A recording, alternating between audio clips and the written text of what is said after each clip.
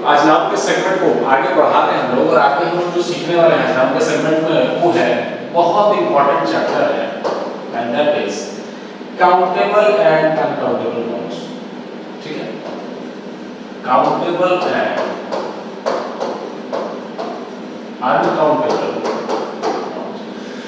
देखिए जब आप इंग्लिश पढ़ते हो तो फिर से आपको चीज रिमाइंडर देना चाहता हूं, चीजों को समझनी पड़ेगी। ठीक है, सरसरी निकास है जैसे हम क्या होता है शॉपिंग करने के लिए जाते हैं। ठीक है, तो शॉपिंग करने जाते हैं, विंडो शॉपिंग करके आ जाते हैं। तो window shopping is not kind of shopping. आप एक एंटरटेनमेंट के लिए गए हैं, लेकिन कपड़े खरीदने गए हैं ये तो सीरियस होगा। थोड़ा सा आपको अलर्ट होकर ढंग से कपड़े खरीदने पड़ेंगे। तो कई बार क्या है इसलिए तो कपड़ा लेके आ जाओ तो फटा रहता है। काउंटेबल अनकाउंटेबल नाउन्स की अगर हम बात करें, काउंटेबल अनकाउंटेबल नाउन्स की अगर बात करें,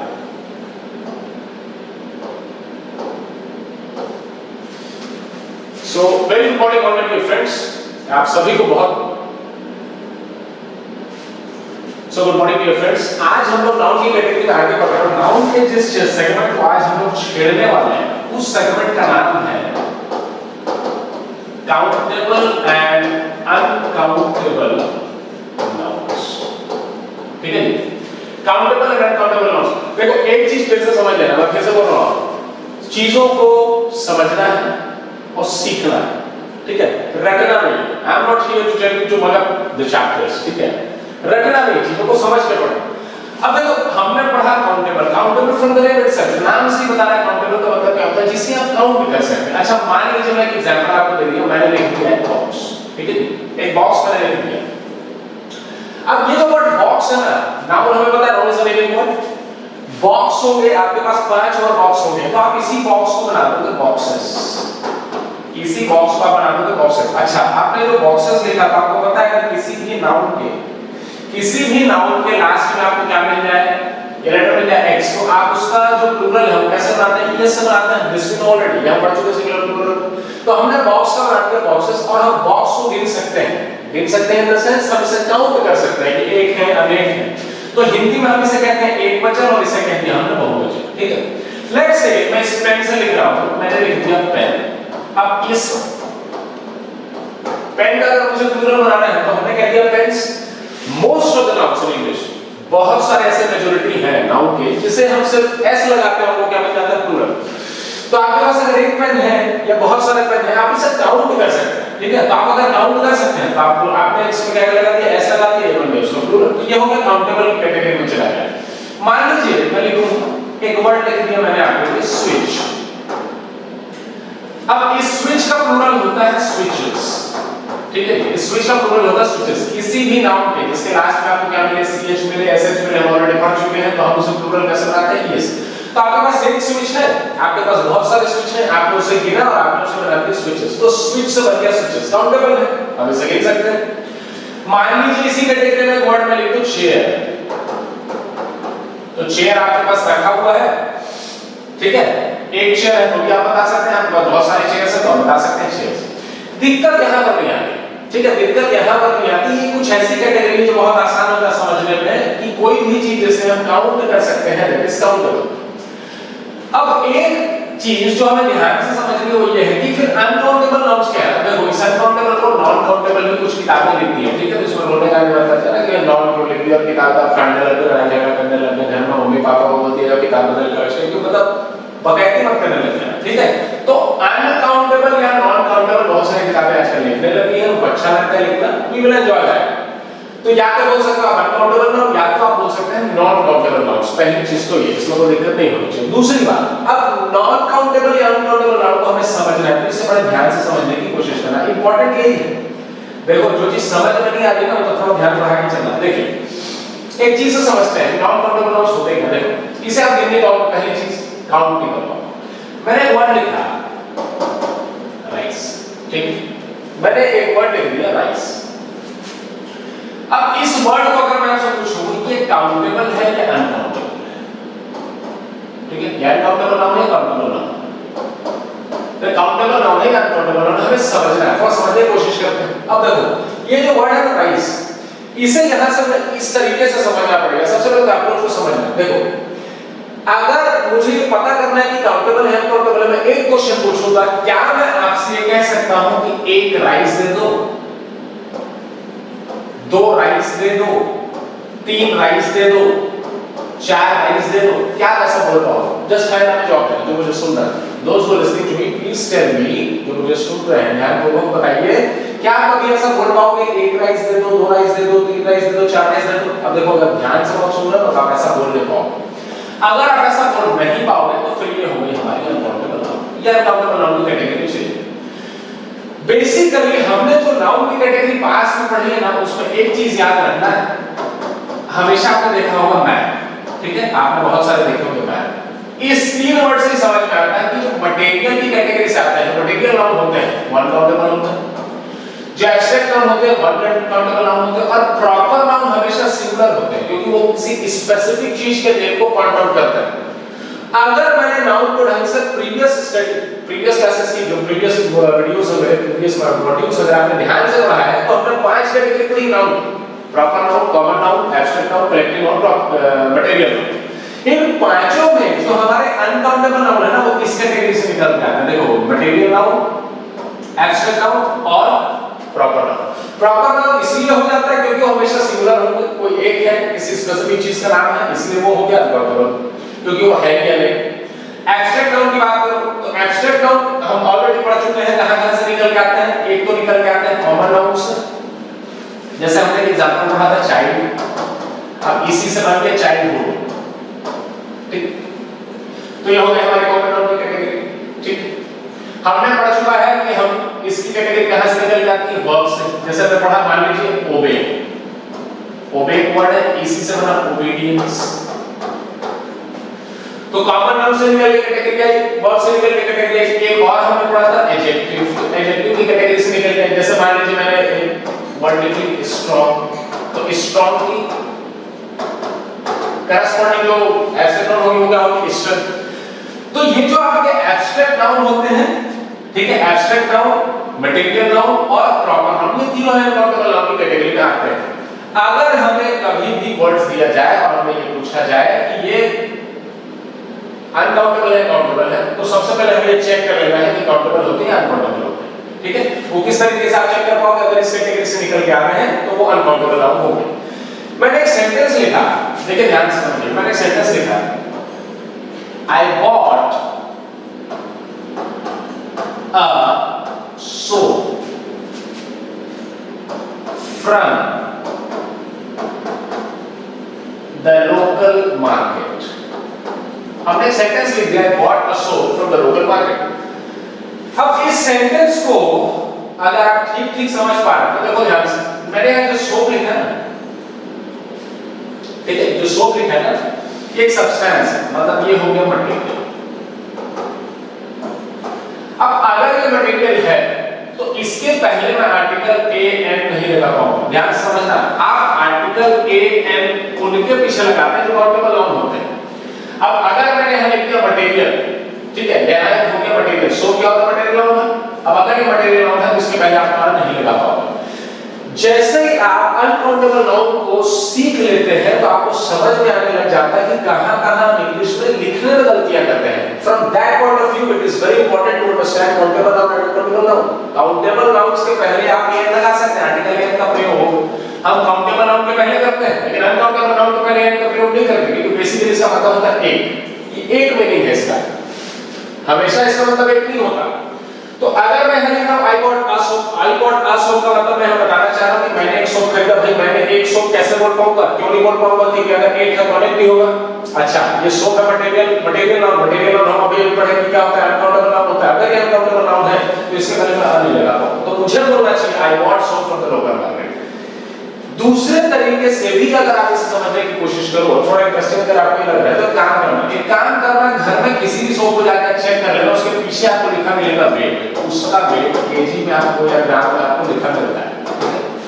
पीसेस, मेरी बात को ध्यान समझिएगा, कोई भी एक पीस आप जो शॉप का निकालोगे उस शॉप पे जाके चेक कर लेना, पीछे में वेट दिया रहता है। ये जो वेट दिया रहता है ये मटेरियल होता है, ठीक है, जिसका आपको वेट दिया रहता है मटेरियल होता है। तो इसलिए ये एक अनकाउंटेबल नाउन है। अब अगर मुझे ये बताना है कि 4 सोप ले आओ, तो मैं ऐसे नहीं लिखूंगा bring 4 soaps, मुझे लिखना पड़ेगा क्योंकि इससे मैं s लगा नहीं सकता, सोप अनकाउंटेबल है उसमें मतलब s नहीं लगा पाऊंगा, तो यहां कहीं s लगाना पड़ेगा। कैसे लगाते हैं देखो, हम ऐसे लिख सकते हैं 4 pieces of soap, बात समझ में? सोप अनकाउंटेबल नाउन है, इसमें मैं s लगा नहीं सकता, तो मुझे इधर लगाना पड़ेगा, ठीक है? ये बात अगर आपको समझ में आ गई, ठीक है, if you understood this concept, एक और वर्ड मैं आपको दे देता हूं, देखिए ध्यान से समझना, म्यूजिक हमने लिख दिया म्यूजिक।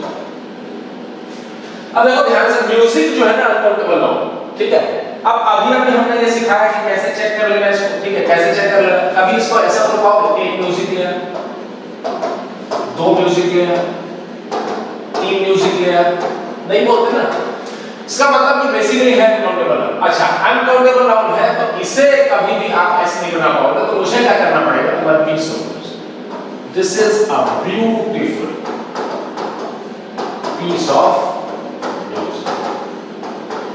सो म्यूजिक जो है हमारी अनकाउंटेबल नाउन है और हमने यहां लगा दिया इसको सिंगुलर लगाना है, ठीक है?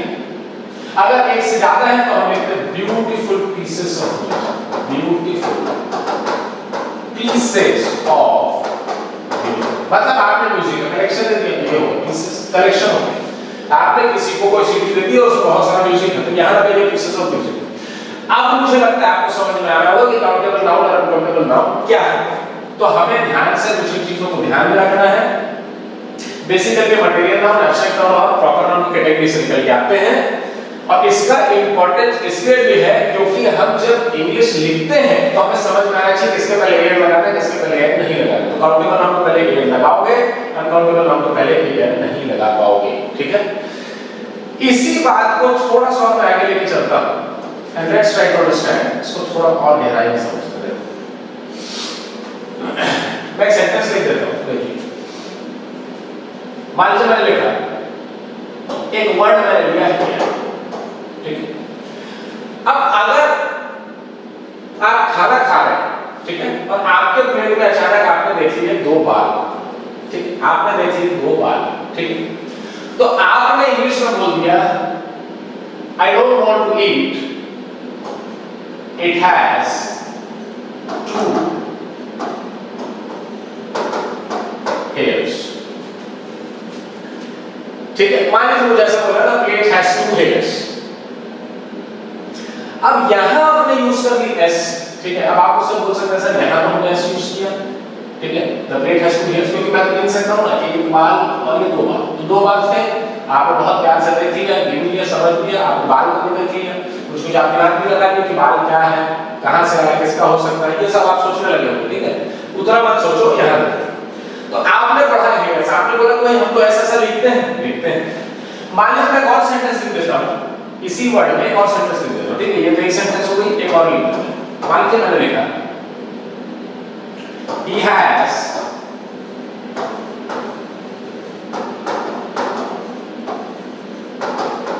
beautiful hair, ठीक है? he has beautiful hair। मुझे एक चीज आपने बहुत अच्छे से बता दीजिए इस सेंटेंसेस में, जब आपने कहा 2 hairs, ठीक है, यहां पर बेसिकली जो 2 बाल की बात की जा रही है, एक्चुअली हम 2 hairs नहीं बोल रहे, ये काउंटेबल है, लेकिन बेसिकली जो आप बोलना चाह रहे हो ना, जो 2 है ये strands of hair, आपको बोलना चाहिए 2 strands of hair।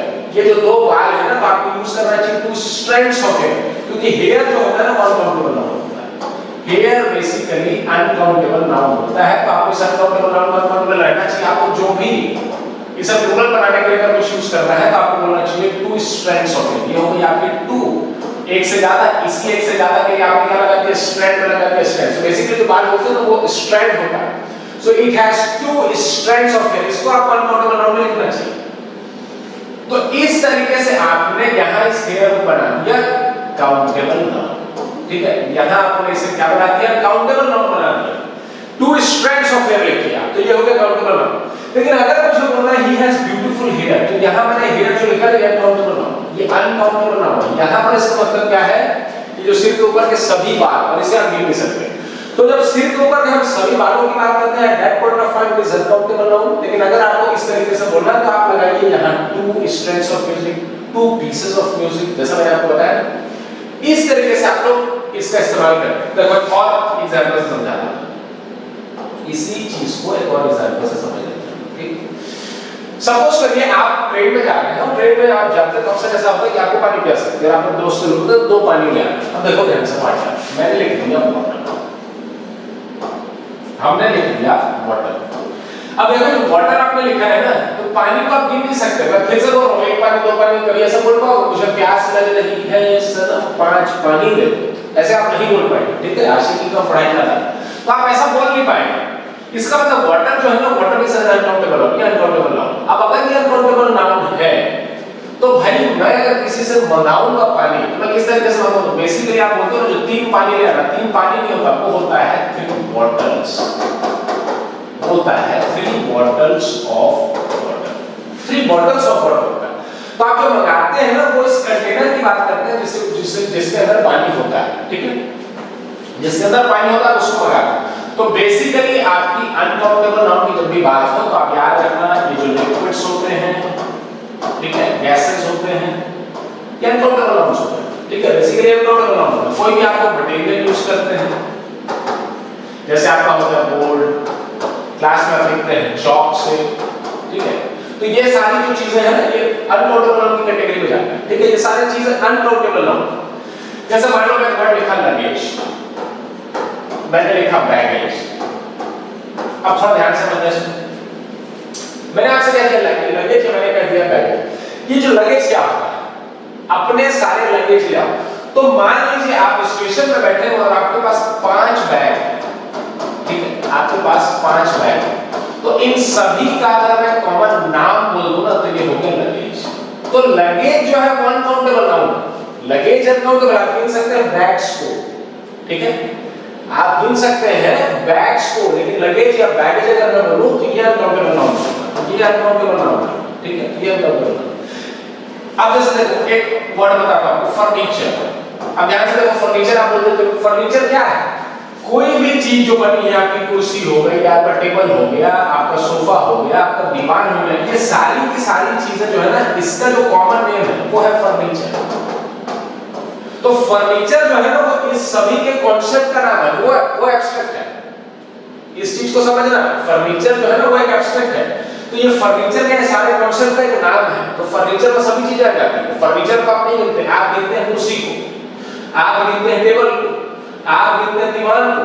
ठीक है, तो इस तरीके से ये जो आपका टेबल है ये काउंटेबल हो सकता है, दीवान आपका काउंटेबल हो सकता है, सोफा आपका काउंटेबल हो सकता है, फर्नीचर नहीं होगा। सो फर्नीचर से काउंटेबल, तो फर्नीचर जो है वो आपका अनकाउंटेबल नाउन हो गया। अब इतनी बातें अगर आपको समझ में आई तो हमें ये समझना है कि कुछ एक नाउन्स होते हैं जो काउंटेबल होते हैं, जिन्हें आप गिन सकते हैं, कुछ एक ऐसे नाउन्स होते हैं जिन्हें आप गिन नहीं सकते। ठीक है, उन्हें हम अनकाउंटेबल नाउन कहते हैं।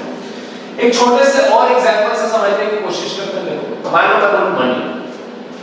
अब एक बात बताओ इस वर्ड को, मैंने जैसे आपको चेक करने बताया, एक मनी दे दो, 2 मनी दे दो, 3 मनी दे दो, ऐसा कभी बोल पाओगे क्या? ऐसा कभी बोल पाओगे? ऐसा नहीं बोल पाओगे। मनी को आप नहीं गिन सकते। आप जो गिनते हो नोट्स को गिनते हो, बेसिकली नोट्स को गिनते हो, काउंटेबल होते हैं notes. So give me 3 notes of 10 rupees, give me 4 notes of 50 rupees. Notes का आप गिनते हो, मनी को आप नहीं गिन पाओगे। तो मनी जो है ना ये मनी जो है वो अनकाउंटेबल। ठीक है, तो मैं ऐसा करता हूं इससे आपके काउंटेबल अनकाउंटेबल नाउन्स जो है वो क्लियर हुए होंगे। Thank you very much.